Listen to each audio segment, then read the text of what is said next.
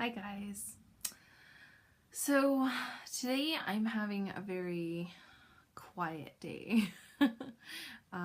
Everyone's gone at this time.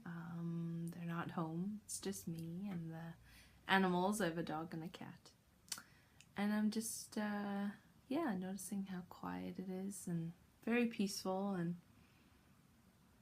I've been shooting off texts to my sister-in-law because she's going to be writing the companion book or little white book. I'm not sure how large it'll be yet, but book that's going to go along with this tarot deck I've been working on. And I just started looking at I took a little bit of a break, just like for a short break, a couple weeks from it, and kind of getting back into it. Kind of comes in phases, I've noticed, working on it. And what I've noticed too is a lot of my artwork, like previous pieces that I've done, just little pieces, funny enough, how much they relate to the tarot. And a lot of these pieces were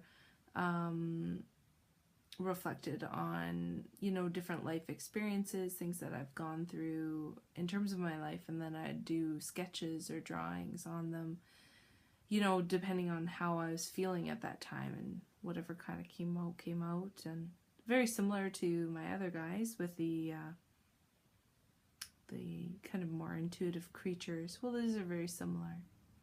But I thought I would kind of show you just kind of what I'm looking at, and I've added some things to them just to kind of see how they work in terms of the tarot, because they really seem to fit. And so yeah, I thought I'd kind of make this little video and kind of show you my hum-ha processing of this deck. And yeah, and I think part of the processing too is you get wrapped up into, okay, well, what would other people like? You get wrapped up into that, and you realize, like, it's not about other people. For me, this deck is so personal, especially I'm channeling different, like that emotion in a sense. I'm channeling the emotion at the time of what I'm experiencing. So it can be only personal in a sense. And all I could hope is once it's completed that it's personal to other people as well. But I think the main objective here is that it's a processing for me. Just that's where it has to start, where these are my thoughts, these are my feelings as I'm moving forward through them. So it's almost like your life, living your life through the tarot, or in a way. Anyways, sorry, I'm all like in pondering mode and very quiet today, so not as high energy. It's more well, it's kind of, I don't know if you could even see, it's just kind of outside. Yeah, there you go, you can see the clouds, and that kind of really feels like me right now too. There's not really much for wind, maybe a slight breeze, and it's just kind of quiet. So I'm really feeling that right now. But anyways, I'll show you kind of what I'm pondering on and seeing how it might fit. And I think I figured it out.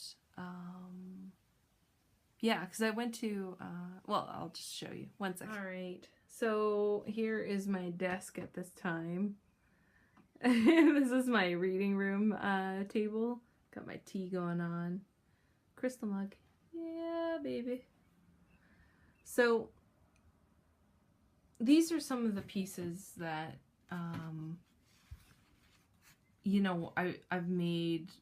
Well, this one was very channeled, but some of these are like very specifically like made with the intention of the tarot deck. What I realized in making these, now these are part of the major arcana, these ones. And this one is going to be the world card, but I think I'm actually going to title it the universe because it's much more cosmic. We'll see. Anyways, kind of getting off point. Notice the full color. with this. The painting style is more brilliant, like more full, right? It's not as illustrated in the line, in terms of line. Now I have these other pieces like that are more just sketches with ink that I have, like this one here. And I've had this piece for a long time now.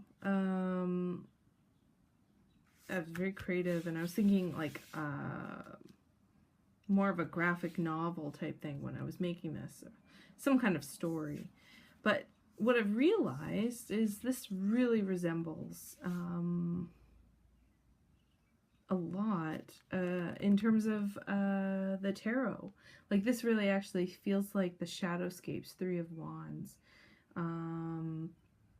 The lady, she's out on this big like kind of bridge type thing, and she's about to step forward into this new journey. She's about to take that leap and moving forward. And this is different from the Fool because she can see kind of some of the path ahead of her, but not all of it. And so I realized, like, I didn't even have the intention of making this piece part of the tarot deck, but now looking at it, I'm going, holy, this could totally be part of the deck. So that's kind of what I'm doing. I'm kind of looking through pieces right now that I've done. I'll show you another one I have here. This piece. Yeah, so I'm basically just going through some of these works that I've done and seeing if they relate to the tarot.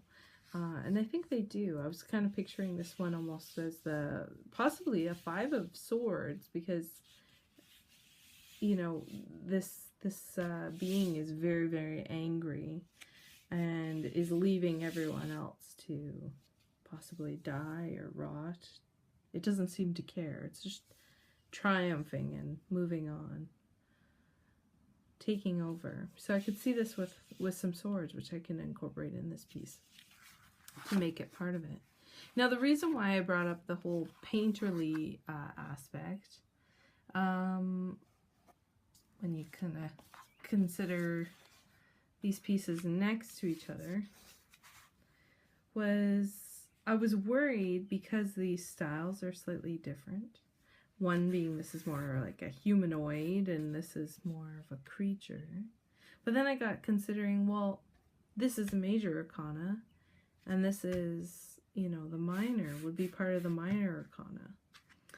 And also I was referencing something in the Llewellyn Tarot, and I realized, here, I got the cards out here, that in her major arcana, her paintings are really, really like more full color, more realistic in quality, and the minor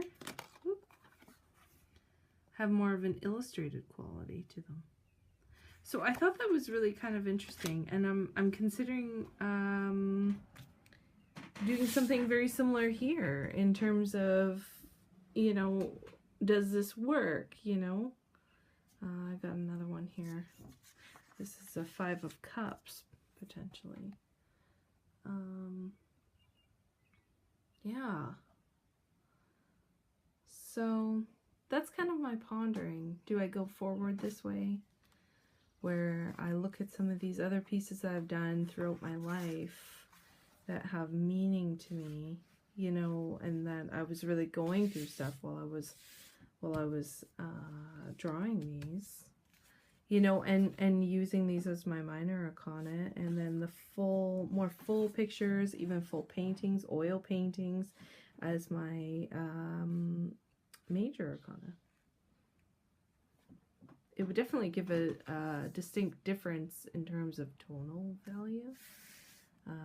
You would feel the lightness more in this and the more prominence and boldness of the major. So in terms of reading, it's quite possible. This was a potential for, it's just a sketch, but I was thinking of making it into something, but I had it originally as a Four of Cups. See, there's 3 here spilled over, and there's the 4th back here behind this guy holding this big tower. But I was kind of considering the idea of making him more of, I guess it'd be like the 10 of Wands. So, yeah. So much to consider. It's amazing. It's such a large endeavor. And I said to my husband today, you know, I think with this kind of thing, you almost have to just keep on going. Keep on plugging. And then, you know, see what the pieces all look like in the end. And see which ones work, which don't. And then kind of filter through from there. This is my pondering for today, my considerations of how I want to go forward with this deck. I hope this is of some use to someone, if anyone's ever interested in making a tarot deck. Some kind of resource of the different things to think about, I guess. Alright, thanks for watching, guys, and we'll talk to you later. Okay, bye-bye.